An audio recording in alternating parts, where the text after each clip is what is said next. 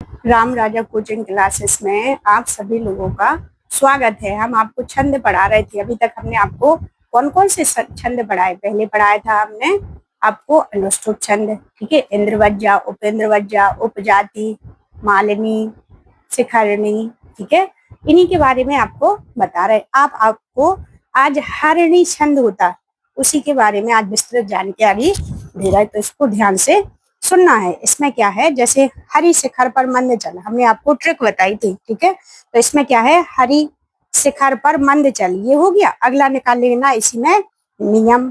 तो हरि में क्या हो जाएगा, नी से हो गया नगड़, शिखर में या से हो गया या माता, ठीक है, यगड़, और अपना मंदाक्रांता में माँ से हो गया महाराज, ठीक है। इसमें क्या है, नगड़, यगड़ और मगड़, ठीक है, नगड़, यगड़ और मगड़ ये आ जाएंगे। और दूसरी बात क्या याद रखना आपको कि हरिणी छंद है, उसमें अपने 6 4 7 पर यति होगी। काय पे होगी? 6 4 7 पर यति होगी। और जो मंदाक्रांता है उसमें उल्टा होता, काय पे? 4 6 7 पर जो मंद होता वो उसमें क्या है, कम नंबर आएंगे। तो 4 6 7 पर इस पर आपकी यति होगी, ठीक है। तो अब देख रहे हैं हम हरिणी छंद के लक्षण। इसमें क्या है, ना सा मा रा सा लागा, ठीक है, षष्ठे पादे हय हरिणी मतः। इसका मतलब है कि क्या है कि नगड़, सगड़, मगड़, रगड़, सगड़, लघु और गुरु आएंगे। और 6 और 4 और 7 पर क्या होगी, इनमें यति होगी। आ गई समझ में? ठीक है। तो क्या है, हरिणी छंद के प्रत्येक चरण में 17 वर्ण होंगे। कितने वर्ण होंगे? 17, ठीक है। और इसमें क्रमशः नगड़, सगड़, मगड़, रगड़, सगड़, लघु और गुरु आएंगे, ठीक है। इस छंद में 6 4 7 वर्णों पर यति होगी। देखो इसका जो उदाहरण है, ना ही गण यति क्षुद्रो जंतु परिग्रह फलगुताम। देखो तो सबसे पहले वर्ण गिन रहे हम, 1 2 3 4 5, कितने हो गए? 1 2 3 4 5 6। तो ना ही गढ़यति, यहाँ यति हो गई। क्षुद्रो जंतु परिग्रह फलगुताम, तो कितने हो? 6 से 7 8 9 10 11 12 13 14 15 16 और 17 वर्ण हो गए, ठीक है। तो इसमें जी क्या है, अपन इसमें जो आधे वर्ण होते और हलंत युक्त वर्ण होते उनकी गिनती नहीं गिनते हम। अगला है अपना कनक, निकस, श्रृगधरा, विद्युत, प्रिया, नम, मूर्स, वसीम, ठीक है। तो इसमें सबसे पहले हमें क्या देखना, सबसे पहले देखना है वर्ण। गिनते हैं 1 2 3 4 5 6 7 8 9 10 11 12 13 14 15 16 और 17 आ गए। और फिर दूसरा देखना कि इसमें नगड़ आना चाहिए। नगड़ देखो, इसमें लघु है, ये भी लघु है, ये भी लघु है। तो तीनों वर्ण कैसे हैं? नगड़, ठीक है। तीनों वर्ण कैसे हैं? नगड़, ठीक है। और 17 वर्ण हो गए। तो इस प्रकार हमने पहचान कर ली हरिणी छंद की कि इसमें 17 वर्ण होंगे। सबसे पहले इसमें नगड़ आएगा और काय पे 6 4 7 पर इस पे यति होगी, ठीक है। आगे समझ में? हमें आशा है कि आपको समझ में आ गया होगा। अगला है अपना शिखरणी छंद। शिखरणी में क्या है, रस, रुद्र, इक्षला, यमन, सब लागा शिखरणी, ठीक है। शिखरणी में क्या है, रस कितने प्रकार के होते? रस होते अपने 6 प्रकार के, खट्टा, मीठा, कसेला, ठीक है, ये 6 प्रकार के होते। रुद्र छन्ना, भगवान शंकर के रुद्र रूप कितने हैं? इनके कितने रूप हैं? कुल 11 रूप है, ठीक है। तो क्या है, इससे याद रखना कि 6 और 11 पर इसमें यति होगी। क्या होगी? इसमें यति पाई जाएगी। और यगड़, मगड़, नगड़, सगड़, भगड़ और लघु और गुरु आएंगे इसमें, ठीक है। तो हरिणी छंद के प्रत्येक चरण में सप्त 10 वर्ण होते हैं। ये भी परीक्षा में आ सकता कि सप्त 10 वर्ण किसमें है? तो हरि शिखर पर मंद चल, ये याद रखना।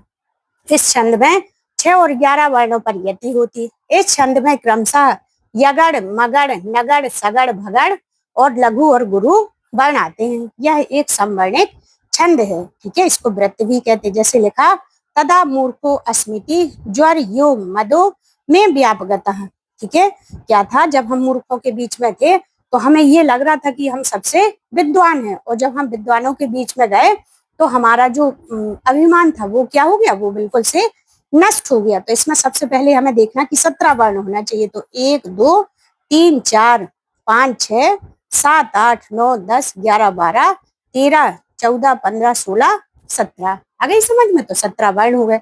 अब इसमें क्या चाहिए हमें, सबसे पहले यगड़ चाहिए। तो देखो लघु, गुरु और गुरु, ठीक है। ये मुंह है वो गुरु क्यों हो गया, क्योंकि ये रा की रकार की वजह से ये दीर्घ हो जाता। तो इसमें क्या है, ये हमारा मिल गया हमें तो कि यगण है और इसमें 17 वर्ण है।